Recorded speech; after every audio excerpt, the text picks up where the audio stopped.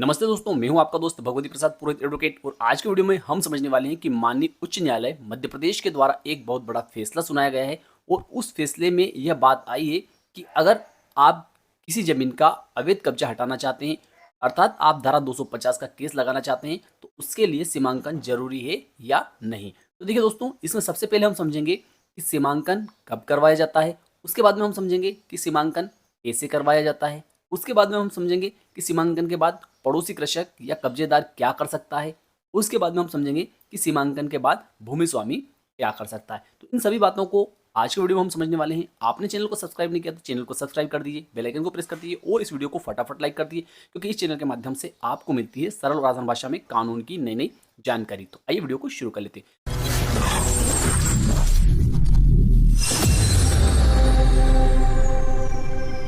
देखिए दोस्तों, सबसे पहले हम ऐसे समझेंगे कि जैसे यह भूमि स्वामी है, ठीक है। भूमि स्वामी का मतलब तो आप समझते होंगे कि किसी भी खेत का मालिक, इस खेत का यह व्यक्ति जो है यह मालिक है, ठीक है। अब क्या होता है कि सबसे पहला पॉइंट जो है हमारा कि सीमांकन कब करवाया जाता है, उसको हम ऐसे समझेंगे कि जैसे मान लेते हैं कि इस व्यक्ति का यह खेत है, ठीक है, और इस खेत के पड़ोसी कृषक ये लोग हैं, ठीक है। ये व्यक्ति पूर्व दिशा में है, या पश्चिम दिशा में है, या उत्तर दिशा में है, और यह दक्षिण दिशा में है, ठीक है। अगर क्या होता है कि इस व्यक्ति के इस खेत पर अगर कोई भी व्यक्ति, इनमें से कोई भी व्यक्ति पूरे खेत पर कब्जा कर लेता है, या फिर इसमें से किसी भाग पर कब्जा कर लेता है। जैसे मान लेते हैं कि यह व्यक्ति जो है यह इस भाग पर यहाँ पर ऐसे कब्जा कर लेता है, या फिर इसकी ये जो मेड़ है, ये सेड़ा जो है इसको तोड़ देता है, या फिर यह व्यक्ति जो है यह इस मेड़ को तोड़ देता है या कब्जा कर लेता है, या यह व्यक्ति जो है यह इस मेड़ को तोड़ देता है या कब्जा कर लेता है। इसी प्रकार से यह व्यक्ति जो है ये इस मेड़ को तोड़ देता है या कब्जा कर लेता है। तो ऐसी स्थिति में क्या होता है, जब भी किसी खेत की सीमाओं को लेकर विवाद होता है, या फिर सीमाओं पर किसी व्यक्ति के द्वारा कब्जा करने को लेकर अगर विवाद होता है, तो ऐसी स्थिति में कोई भी भूमि स्वामी जो है वह अपने खेत का सीमांकन करवा सकता है, ठीक है। तो इसके लिए इसको क्या करना पड़ेगा, कि इसको तहसीलदार या नायब तहसीलदार महोदय के समक्ष सीमांकन के लिए आवेदन देना पड़ेगा, ठीक है। उसके बाद में तहसीलदार महोदय और नायब तहसीलदार महोदय या नायब तहसीलदार महोदय के द्वारा उस जमीन का सीमांकन करवाया जाएगा, ठीक है। अब दूसरा पॉइंट है हमारा कि सीमांकन कैसे करवाया जाता है, ठीक है। तो सीमांकन कैसे करवाया जाता है, तो जैसे कि अगर इस व्यक्ति ने, किसी भी भूमि स्वामी ने अपनी जमीन का सीमांकन करवाने के लिए तहसीलदार या नायब तहसीलदार महोदय के समक्ष आवेदन पेश किया है, तो तहसीलदार महोदय या नायब तहसीलदार महोदय क्या करेंगे कि मोजा पटवारी से मतलब होता है कि इस जमीन से संबंधित जो गांव के पटवारी है, उनको तहसीलदार महोदय या नायब तहसीलदार महोदय जो है वे नोटिस जारी करेंगे। नोटिस जारी करने के बाद में क्या होगा कि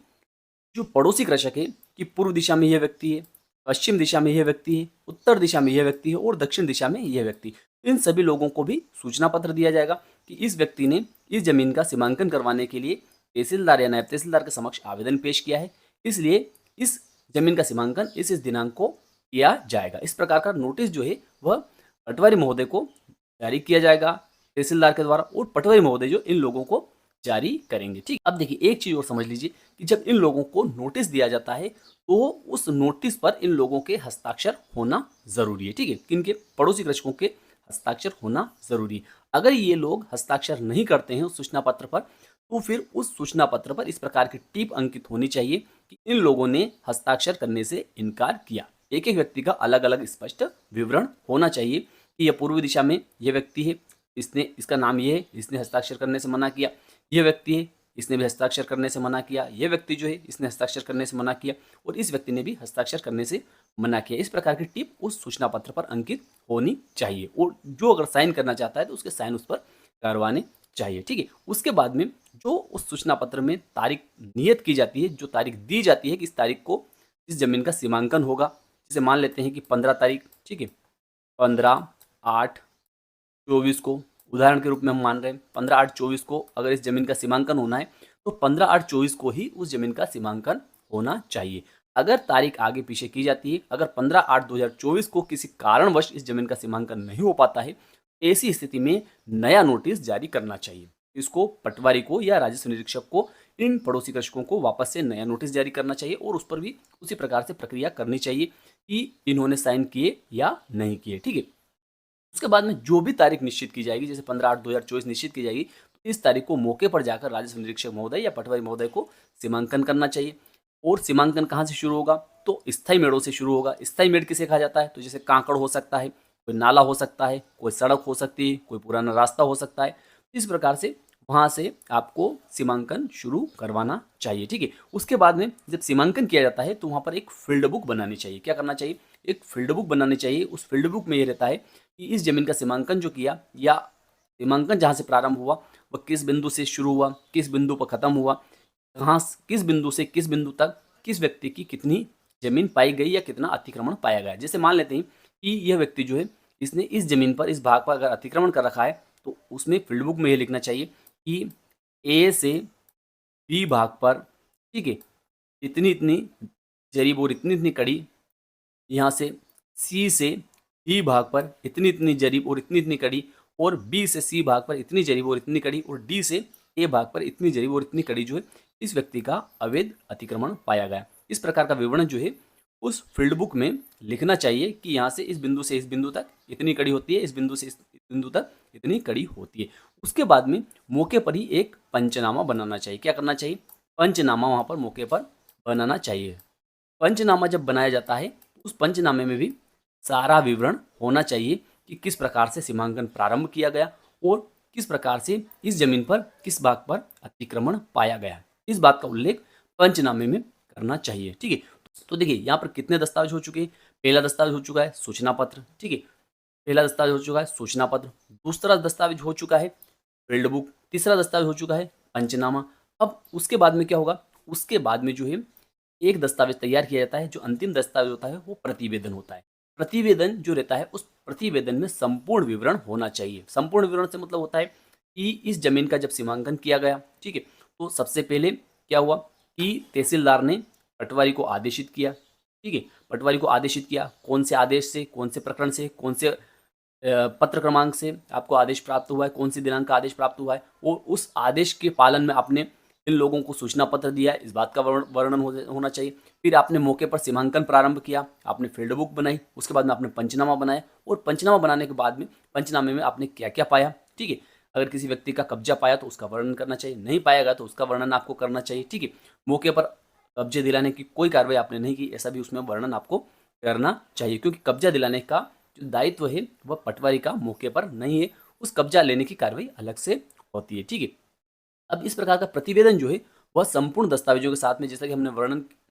हमने समझा, इन सभी दस्तावेजों के साथ में उस रिपोर्ट को जो है, उस प्रतिवेदन को जो है पटवारी क्या करेगा, तहसीलदार या नायब तहसीलदार के समक्ष पेश कर देगा, ठीक है। अब इसके बाद में क्या होता है उसको भी हम थोड़ा सा समझ लेते हैं। अब देखिए, जब पटवारी जो है वो प्रतिवेदन जो है तहसीलदार या नायब तहसीलदार महोदय के समक्ष पेश कर देता है, तो उसके बाद में तहसीलदार महोदय या नायब तहसीलदार महोदय के द्वारा क्या किया जाएगा कि इस व्यक्ति को भी सुना जाएगा, ठीक है, कि उस सीमांकन से ये संतुष्ट है असंतुष्ट है। उसके अलावा इस व्यक्ति को भी सुना जाएगा, इस व्यक्ति को भी सुना जाएगा, इस व्यक्ति को भी सुना जाएगा, इस व्यक्ति को भी उसमें सुना जाएगा। क्यों सुना जाएगा, कि जो प्रतिवेदन आया है उस प्रतिवेदन में इस व्यक्ति का अगर उसमें कब्जा पाया गया है या इनमें से किसी भी व्यक्ति का कोई कब्जा पाया गया है तो उसके संबंध में इन लोगों का क्या कहना है, ठीक है। तो इस प्रकार के जो प्रावधान दिए गए हैं वे मध्य प्रदेश भू राजस्व संहिता की धारा 129 की उपधारा 4 में दिए गए हैं। कौन सी, 129 की उपधारा 4 में इस प्रकार के प्रावधान दिए गए हैं कि प्रतिवेदन प्रस्तुत होने के बाद में तहसीलदार जो है या नायब तहसीलदार जो है यह हितबद्ध पक्षकारों सहित पड़ोसी कृषकों की भी सुनवाई करेगा, ठीक है, और उसके बाद में उस सीमांकन की पुष्टि करेगा। अगर इन लोगों के द्वारा किसी प्रकार की कोई आपत्ति जो है तहसीलदार महोदय या नायब तहसीलदार महोदय के समक्ष प्रस्तुत नहीं की जाती है, ऐसी स्थिति में तहसीलदार महोदय या नायब तहसीलदार महोदय जो है उस सीमांकन को फाइनल कर देंगे, ठीक है। अब यह तो बात हुई यहाँ तक कि सीमांकन तहसीलदार ने करवा दिया, ठीक है। अब इसके बाद में अगर ये लोग जो है पड़ोसी कृषक जो है, जैसे कि हमारा अगला प्रश्न जो था वह था कि सीमांकन के बाद पड़ोसी कृषक या कब्जेदार क्या कर सकता है, ठीक है। तो देखिए, ऐसी स्थिति में क्या होता है कि अगर मान लेते हैं कि इस व्यक्ति का ऐसा कहना है कि इसकी जो ज़मीन है वो यहाँ तक ही है, प्रारंभ से यहाँ तक है, या फिर इस ज़मीन का जो है नक्शा गलत हो चुका है, वर्तमान नक्शा इसका गलत है, इस व्यक्ति के इस खेत का वर्तमान नक्शा जो है वो गलत है, ठीक है, और वास्तव में इस व्यक्ति का खेत जो है वह यहाँ तक ही है। इस प्रकार की अगर यह आपत्ति करता है या अन्य कोई कारण बताता है कि इस जमीन को, इतनी इतनी जमीन को इसने खरीद रखा है लेकिन उसका नामांतरण नहीं हुआ है, अन्य कोई कारण भी हो सकता है, इसका इस जमीन पर अवैध कब्जा नहीं है और ये सीमांकन जो हुआ है यह गलत हुआ है, इस प्रकार की कोई आपत्ति यह करता है या इनमें से कोई भी पड़ोसी कृषक जो है वे ये कहते हैं कि यह सीमांकन जो हुआ है इसमें इनको कोई नोटिस नहीं दिया गया है, अर्थात जैसे कि मैंने पहले बताया कि अगर सूचना पत्र पर इन लोगों के हस्ताक्षर नहीं है और अगर इस प्रकार की कोई टिप अंकित नहीं है कि इनने हस्ताक्षर करने से इनकार किया या नहीं किया, ठीक है। तो ऐसी स्थिति में ये लोग जो है ये क्या कर सकते हैं कि जो तहसीलदार ने सीमांकन की पुष्टि की है, ठीक है, सीमांकन फाइनल किया है, उस सीमांकन के खिलाफ ये लोग जो है ये व्यक्ति ये व्यक्ति ये व्यक्ति और ये व्यक्ति ये चारों लोग जो है ये क्या कर सकते हैं उपखंड अधिकारी महोदय अर्थात एसडीओ महोदय के समक्ष मध्य प्रदेश भू राजस्व संहिता की धारा 129 उपधारा 5 के तहत आवेदन पेश कर क्या कर सकते हैं 129 की उपधारा 5 के तहत इस सीमांकन की पुष्टि होने से जो तहसीलदार ने सीमांकन किया इस सीमांकन की पुष्टि होने से या इस सीमांकन की पुष्टि की जानकारी इन लोगों को होने से 45 दिन के भीतर, कितने दिन के भीतर 45 दिन के भीतर ये लोग जो है ये क्या कर सकते हैं उपखंड अधिकारी महोदय अर्थात एसडीओ महोदय के समक्ष मध्य प्रदेश भू राजस्व संहिता की धारा 129 की उपधारा 5 के तहत एक आवेदन पेश कर सकते हैं कि इस सीमांकन को अपास्त किया जाए अर्थात इसको समाप्त किया जाए और फिर से सीमांकन किया जाए, ठीक है। ऐसी स्थिति में क्या होगा कि उपखंड अधिकारी महोदय अर्थात एसडीओ महोदय जो है ये इस व्यक्ति को भी सूचना पत्र भेजेंगे, इसको भी भेजेंगे, इसको भी भेजेंगे, इसको भी भेजेंगे और इसको भी भेजेंगे, ठीक है। अगर इनमें से किसी भी एक व्यक्ति ने यहाँ पर आवेदन दिया है 129(5) का तो इन सभी लोगों को भी और इसको भी सूचना पत्र भेजेंगे और अगर इन सभी लोगों ने मिल करके कोई आवेदन जो है उपखंड अधिकारी महोदय के समक्ष पेश किया है तो केवल इस व्यक्ति को ही सूचना पत्र भेजेंगे, ठीक है। उसके बाद में क्या करेंगे कि जैसा भी इनको उचित लगता है इस प्रकार की ये इस सीमांकन के संबंध में जांच करवाएंगे। जो तहसीलदार ने सीमांकन किया है उस प्रकरण को भी अपने समक्ष बुलवाएंगे अर्थात उपखंड अधिकारी महोदय के समक्ष वो प्रकरण आएगा। उसमें अगर ये जांच करेंगे और इनको अगर लगता है कि हाँ वास्तव में जो सीमांकन हुआ है वह सीमांकन गलत हुआ है, इन लोगों को सुनवाई का अवसर नहीं दिया गया है या फिर इनमें से किसी भी व्यक्ति ने इस जमीन पर जो अतिक्रमण बताया गया है वह जमीन खरीद रखी है या अन्य ऐसा कोई कारण बता सकते हैं जिससे कि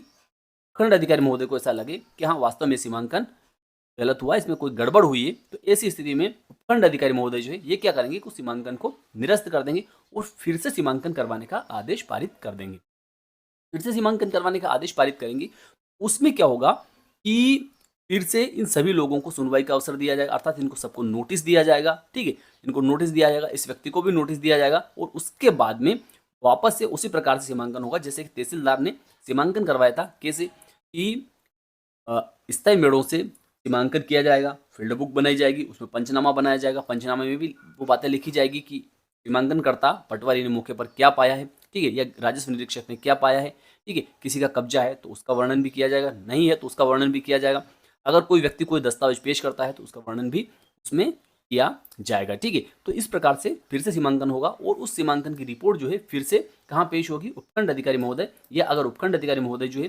तहसीलदार को निर्देशित करते हैं कि आप वापस से सीमांकन करवाइए तो ऐसी स्थिति में वह रिपोर्ट जो है तहसीलदार महोदय के समक्ष प्रस्तुत की जाएगी, ठीक है। तो ये हमारा जो है तीसरा जो है ये पॉइंट क्लियर हो चुका है कि सीमांकन के बाद पड़ोसी कृषक या कब्जेदार क्या कर सकता है, तो उस सीमांकन को अपास्य करवाने के लिए इस प्रकार से कार्रवाई कर सकता है, ठीक है। अब महत्वपूर्ण प्रश्न जो है वह है कि सीमांकन के बाद भूमि स्वामी क्या कर सकता है। तो देखिए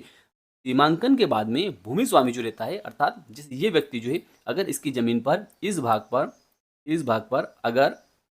कब्जा पाया गया है, इस व्यक्ति का कब्जा पाया गया है, तो ऐसी स्थिति में यह व्यक्ति जो है क्या कर सकता है कि मध्य प्रदेश भू राजस्व संहिता की धारा 250 के तहत, कहाँ पर 250 के तहत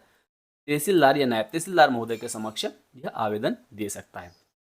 अब यह आवेदन दे सकता है, उसके बाद में क्या होगा कि तहसीलदार महोदय के द्वारा क्या किया जाएगा कि इस व्यक्ति को सूचना पत्र दिया जाएगा, ठीक है। अगर एक व्यक्ति का ही कब्जा है तो एक व्यक्ति को सूचना पत्र दिया जाएगा। अगर यह व्यक्ति बताता है और सीमांकन में बताया जाता है कि इस जमीन पर एक से अधिक लोगों का कब्जा है, ऐसी स्थिति में सभी लोगों को सूचना पत्र दिया जाएगा, उनसे जवाब तलब किया जाएगा। अगर वे तारीख पेशी पर उपस्थित हो जाते हैं, जैसे इनको सूचना पत्र दिया गया, अगर सूचना पत्र देने के बाद में यह व्यक्ति जो है उपस्थित नहीं हुआ तो ऐसी स्थिति में इसके विरुद्ध जो है एक पक्षी कार्रवाई कर दी जाएगी। एक पक्षी कार्रवाई से मतलब होता है कि केवल इस भूमि स्वामी को ही सुना जाएगा और उसमें इसकी साक्ष्य ली जाएगी, जिसकी साक्ष्य ये करवाना चाहता है उसकी साक्ष्य भी ली जाएगी, उसके बाद में उस प्रकरण का फैसला कर दिया जाएगा। लेकिन अगर ये व्यक्ति जो है ये उपस्थित होता है और उपस्थित होकर अपना जवाब पेश करता है, जवाब पेश करने के बाद में अगर यह व्यक्ति जो है यह साबित नहीं कर पाता है कि हाँ वास्तव में इस जमीन पर इसका किस प्रकार से कब्जा है, ऐसी स्थिति में जो धारा 250 का केस जो है वह